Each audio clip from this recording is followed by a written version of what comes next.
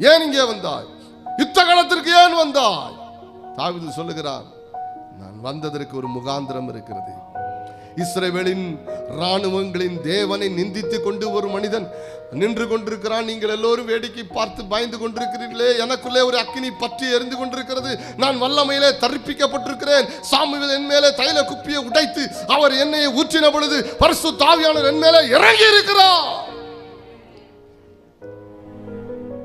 உள்ளே இருக்கிற ஆவியானவர் அனல் மூட்டி எழுப்பப்பட்டிருக்கிறபடியினால எனக்கு முன்பாக தேவனை நிந்தித்துக் கொண்டு ஒரு கோலியாத் பேசிக் கொண்டிருப்பதை நான் அனுமதிக்க மாட்டேன். ஒரு கவனிலும் கல்லிலும் அவனை அடித்து வீழ்த்தி அவன் தலையை அவனுடைய பட்டயத்தாலேயே கொய்து. சவுல் கொன்றது 1000 தான், தாவீது கொன்றதோ 10,000 என்று இஸ்ரவேலர்கள் முறையாய் பாடுவதற்கு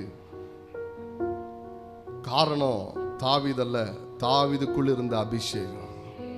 தாவீதுக்குள் இருந்த அபிஷேகம், தாவீதுக்குள் இருந்த தேவன் தரிப்பிக்கப்பட்டிருந்த வல்லமை.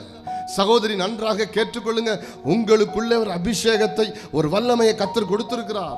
அதை காணடிச்சிட்டீங்க, அதை மிஸ் பண்ணிட்டீங்க, அதை எங்கேயோ விட்டுட்டீங்க, அது அனல் குன்றி போயிடுச்சு, அதை இழந்துட்டீங்க.